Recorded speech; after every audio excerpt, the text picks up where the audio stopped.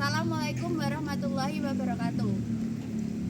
Perkenalkan, nama saya Resika Jasifasa dan Saya Naila Sapasafira.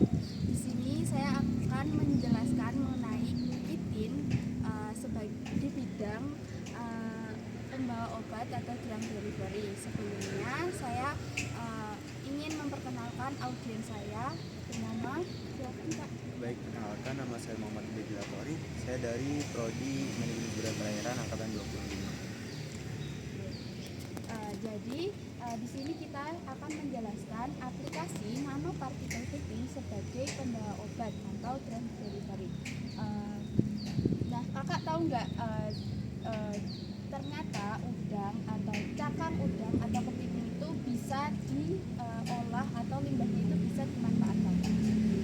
Baru tahu kali ini. Oh, baru tahu ya Kak. Nah, jadi cangkang atau cangkang kulit udang atau kepiting itu bisa diolah menjadi kitin.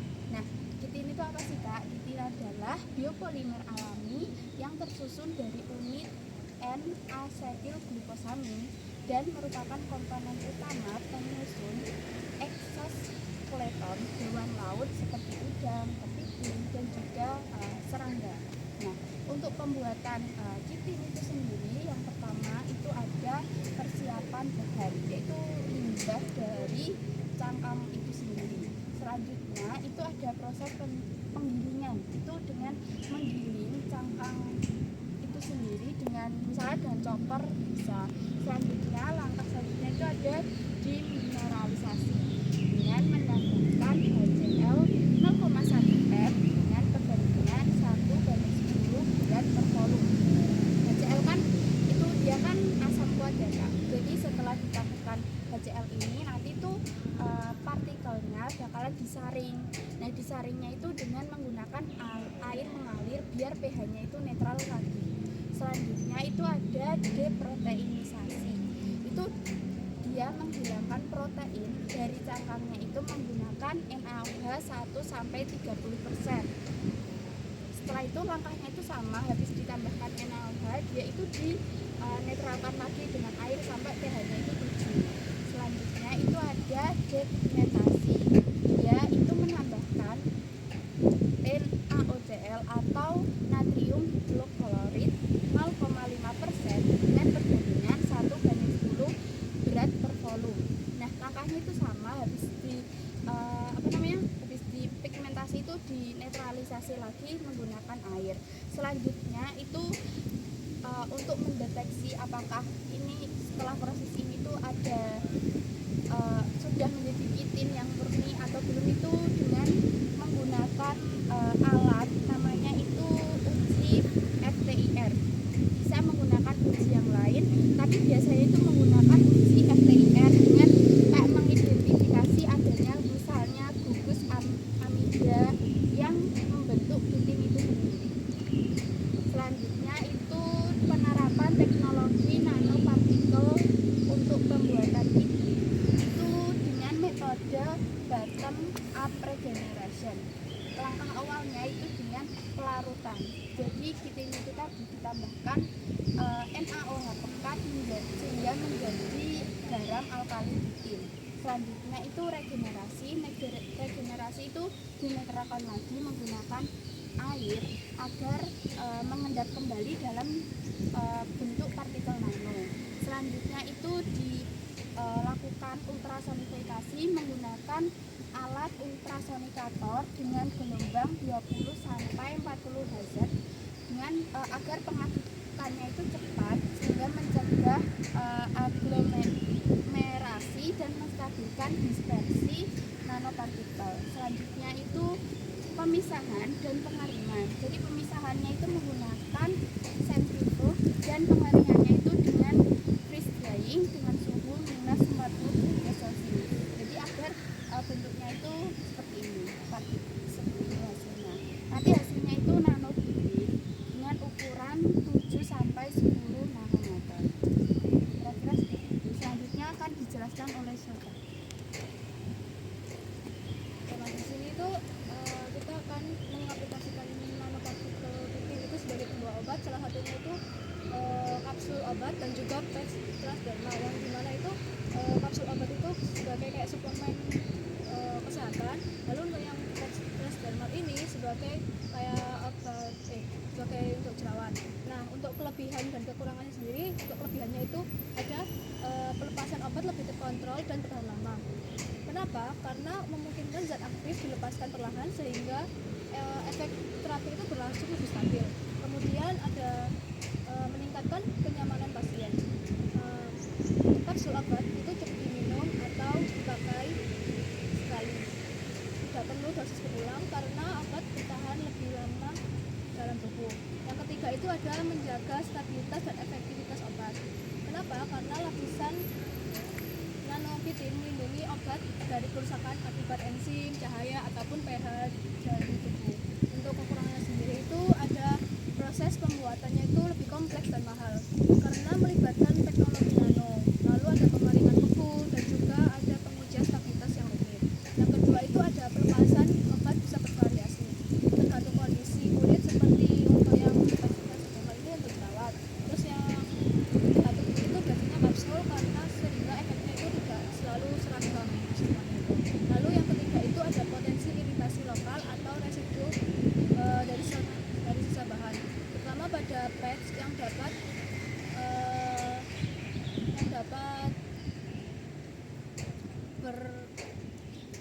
beriritasi dari kulit ataupun mukosa jika formulasinya itu tidak seimbang. Nah, di sini itu sudah kami jelaskan tentang aplikasi nanopartikel ini sebagai pembawa obat. Nah, untuk masnya ini apakah ada yang ingin dipertanyakan? Ada Pak. Jadi selain nanopartikel kitin ini digunakan di bidang kesehatan, itu bisa digunakan di bidang apa lagi? Untuk sebagai selain di bidang kesehatan itu ada di bidang industri pangan, kitin itu dapat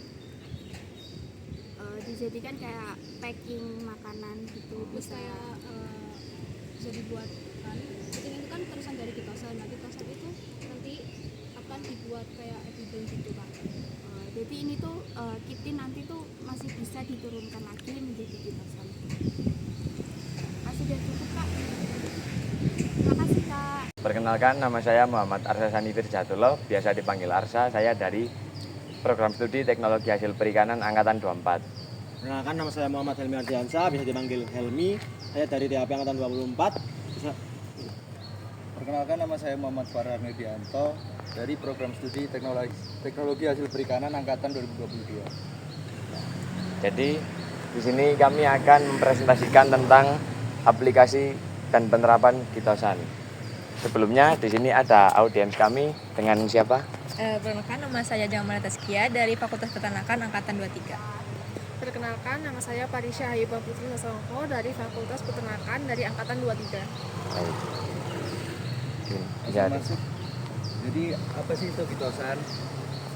Kitosan adalah polimer turunan beta 1,4-D glukosamin dan memiliki struktur mirip selulosa namun mengandung gugus amina bermuatan positif. Sifat ini memungkinkan kitosan berinteraksi dengan dinding sel mikroba sehingga efektif sebagai penghambat pertumbuhan mikroorganisme.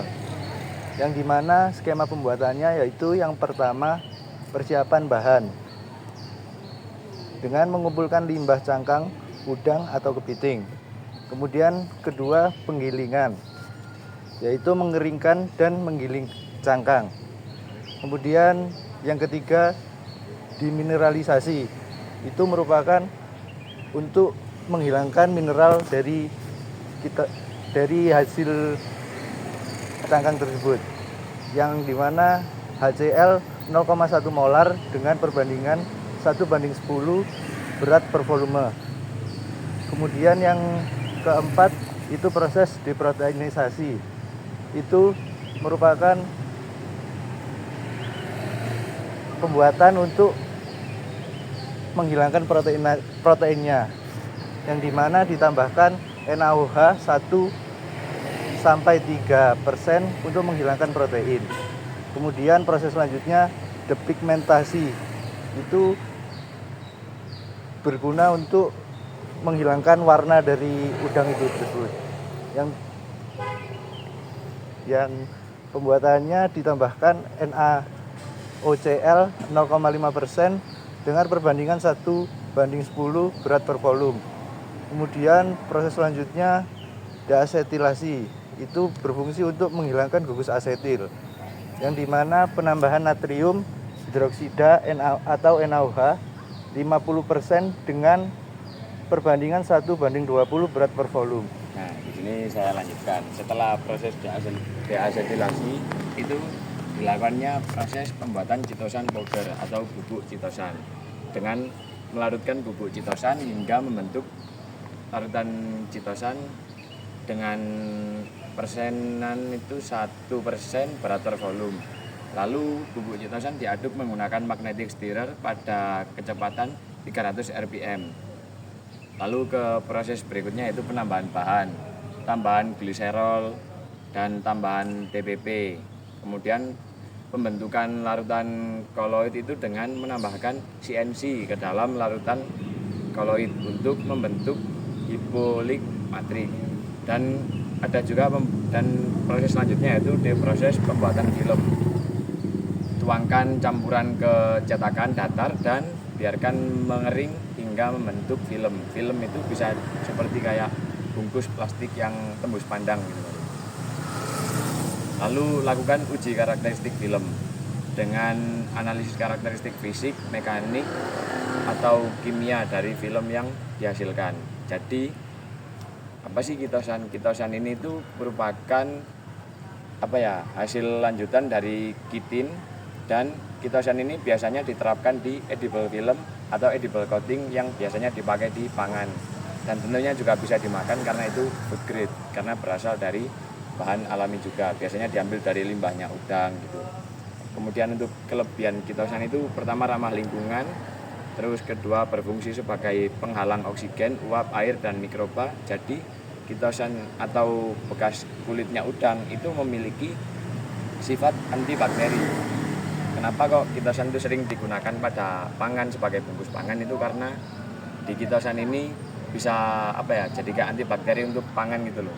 Kemudian dapat diperkaya dengan antioksidan, antimikroba, dan nutrisi tambahan. Tapi juga memiliki kekurangan. Jadi untuk kekurangan dari kitosan sendiri itu adalah memiliki sifat mekanik dan penghalang yang masih terbatas. Jadi kayak masih ada kekurangannya juga. Kemudian sensitif terhadap kondisi lingkungan, dan terakhir itu juga untuk biaya produksinya. Biaya produksi dan pembuatannya itu tidak murah, dan juga untuk proses produksinya juga tidak semua orang itu bisa harus melewati beberapa pembelajaran seperti ini. Dan itu ada dua hasil pembuatan dari kitosan, yaitu pertama di edible film. Edible film ini merupakan bungkus, bisa dibilang kayak pelapis makanan yang bentuknya itu yang berbentuk seperti bangun ruang atau bidang, biasanya itu kotak atau persegi panjang gitu. Kalau yang kedua itu edible coating. Edible coating ini sama saja bahannya dengan edible film, cuman edible coating ini berbentuk seperti buah atau produk yang mau kita lapisi. Jadi untuk edible film ini ditaruh untuk lapisan, dan edible coating ini dilapiskan. Jadi kayak biasanya penerapan edible coating itu paling umum itu pada buah, seperti buah apel atau buah stroberi seperti yang ada di gambarnya. Dan untuk metode penggunaan edible coating itu ada beberapa. Yang pertama itu dengan dicelupkan produknya ke dalam cairan edible coating. Kedua itu dispray atau disemprotkan ke dalam cairan dengan cairan edible coating. Dan yang ketiga ini dengan dioleskan. Jadi itu tadi penjelasan dari kelompok kami mengenai apa itu kitosan, dan juga mencangkup skema pembuatan, juga kelebihan dan kekurangan. Dari kakak-kakaknya yang ada di sini mungkin ada pertanyaan gitu, boleh silakan. Baik, di sini kan tadi sudah dijelaskan ya.